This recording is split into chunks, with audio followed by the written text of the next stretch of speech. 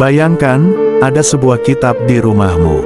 Bukan karya manusia, tapi langsung dari Sang Pencipta langit dan bumi. Kitab itu bisa menyembuhkan hatimu, menuntun langkah hidupmu, dan menyelamatkanmu di akhirat. Tapi pertanyaannya, sudahkah kamu membukanya hari ini?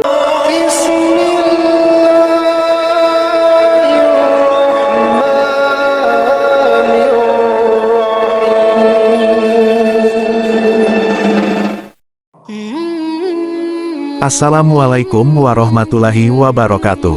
Sahabatku yang dirahmati Allah, tahukah engkau bahwa di rumah kita tersimpan sebuah kitab suci yang tidak hanya diturunkan dari langit, tapi juga menjadi cahaya bagi hati yang gelap dan petunjuk bagi jiwa yang tersesat.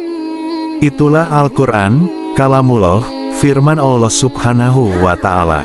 Hari ini, mari kita duduk sejenak dan merenung bersama. Apa arti Al-Quran dalam hidup kita? Apakah ia hanya menjadi hiasan di rak, atau benar-benar menjadi penuntun langkah hidup kita setiap hari? Al-Quran bukan sembarang kitab. Ia adalah perkataan Allah, diturunkan kepada Nabi Muhammad melalui malaikat Jibril. Allah berfirman dalam surah Al-Baqarah ayat 2, "Inilah kitab Al-Quran yang tidak ada keraguan padanya, petunjuk bagi orang-orang yang bertakwa." Bayangkan, buku ini bukan ditulis oleh manusia, tapi langsung dari Sang Pencipta kehidupan. Rasulullah bersabda, "Sebaik-baik kalian adalah yang belajar Al-Quran dan mengajarkannya." Hadis riwayat Bukhari. Al-Quran adalah cahaya yang bisa menerangi gelapnya hati, menghapus duka, dan membimbing jiwa yang lelah oleh dunia. Hati kita, sahabatku, tidak selalu kuat. Kadang resah, kadang hampa, kadang gelap, tapi Allah sudah memberikan obatnya.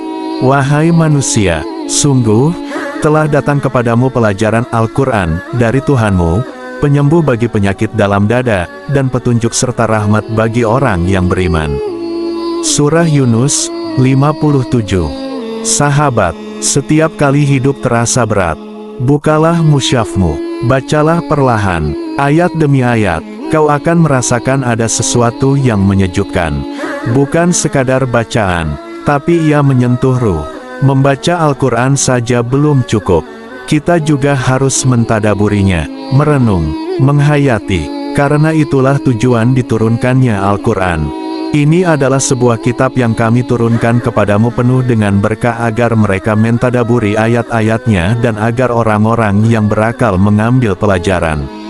Surah Sad, 29. Tadabur itu seperti membuka jendela hati, agar cahaya dari ayat-ayat Allah masuk dan menyinari batin kita. Contoh, ketika kita membaca ayat, dan barang siapa bertawakal kepada Allah, maka cukuplah Allah baginya. Surah At-Talaq, 3. Kita berhenti, lalu bertanya dalam hati, apakah aku benar-benar bertawakal kepada Allah? Sudahkah aku yakin bahwa Allah cukup bagiku? Inilah yang akan membuat Al-Quran berbicara langsung ke dalam hidup kita. Sahabatku, banyak orang hari ini tersesat dalam hidup. Mereka mencari kebahagiaan lewat harta, jabatan, cinta dunia. Tapi tak kunjung damai. Padahal, Allah sudah menurunkan petunjuk kehidupan lewat Al-Quran. Sesungguhnya Al-Quran ini memberikan petunjuk kepada jalan yang lebih lurus. Surah Al-Isra, 9. Al-Quran berbicara tentang semua aspek hidup. Bagaimana menjadi anak yang berbakti, menjadi suami atau istri yang baik, menjadi pedagang yang jujur, menjadi manusia yang bersih hati. Apa yang kita cari, semua sudah ada dalam Al-Quran. Tapi pertanyaannya, apakah kita mau membuka dan merenunginya? Wahai saudaraku, hari ini kita hidup, tapi esok, kita bisa pergi. Dan saat kita berdiri di hadapan Allah, apa yang akan kita bawa?